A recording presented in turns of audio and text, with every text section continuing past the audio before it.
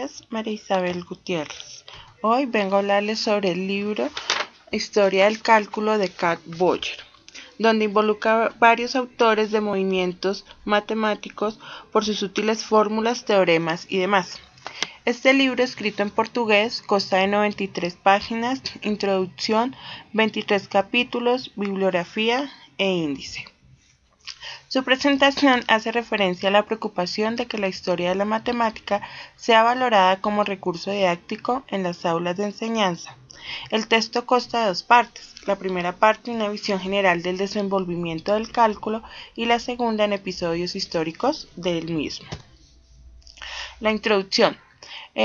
Habla sobre que el cálculo no deja solo en el principio de calcular, sino que se introduce firmemente a una rama de la matemática que exige otro grado de pensamiento. El sentido formal del cálculo se dio en el siglo XVII. Habla sobre la reseña histórica del surgimiento del cálculo, algunos de los problemas resueltos con esta rama de la matemática, que los primeros matemáticos fueron los griegos, y también introduce algo sobre el método de Arquímedes, entre otros. En el capítulo 1 hace referente a la introducción de Arquímedes al cálculo. En este capítulo se destaca por sus invenciones mecánicas. El capítulo 2, con Simon Stevens, él consideró que un dique con forma de un cuadrado con dos lados de la superficie de agua para dar solución del total de agua del mismo. Capítulo 3, de Johann Kepler. Se hace referencia que la fama de este autor por la descripción de dos planetas alrededor del Sol aproxima el volumen de esferas, imaginándose una esfera como varias pirámides, un tercio utilizando su principio de continuidad, que era trazar paralelas. Capítulo 4, de Buenaventura Cavaliere. Cavaliere logró obtener áreas limitadas por curvas como y igual a la m, donde m es un número entero positivo. En su libro afirma que un segmento de recta está formado por un número infinito de puntos. El capítulo 5, de Pierre Fermat. Desenvolvió un método para el trabajo de máximos y mínimos. Capítulo 6, con John Wallis, realizó el tratado de la sección de cónicas, donde su discurso hace alusión que las cónicas son curvas de segundo grado. En el capítulo 7 encontramos a Isaac Barrow, tomando las lecturas de Newton, siendo estas significativas para el desenvolvimiento del cálculo en cuanto al método de Barrow para determinar curvas tangentes. En el capítulo 8 encontramos a Leibniz. Hablaba sobre que una curva dada podía ser encontrada entre las diferentes coordenadas de las abscisas de dos puntos vecinos de la curva. En el capítulo 9 encontramos a Newton y a Leibniz con sus notaciones. En el capítulo 10, el volúmenes de Barris. Como su nombre lo dice, es estudio de volúmenes.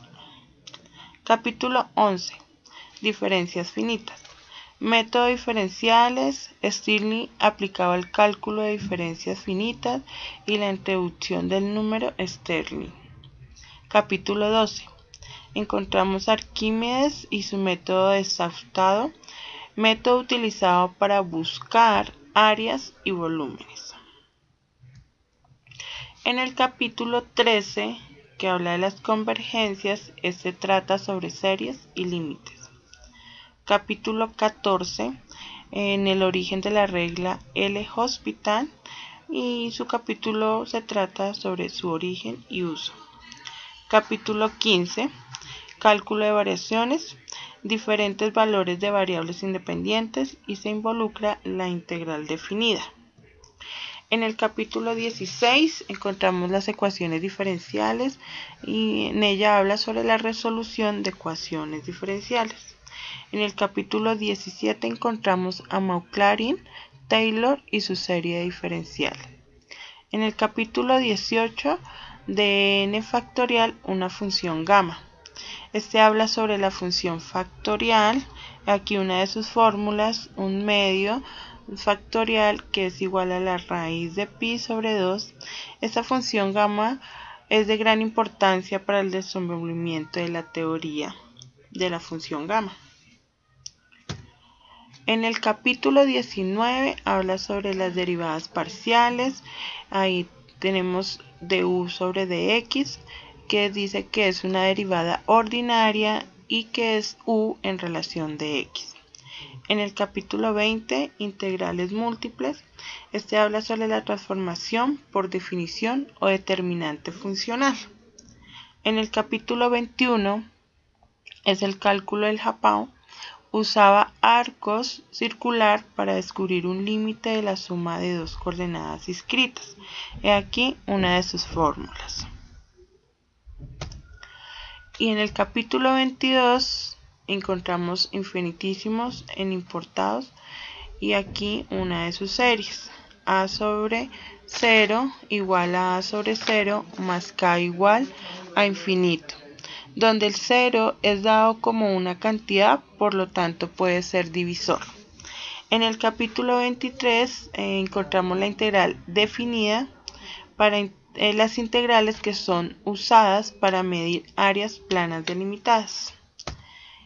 Muchas gracias.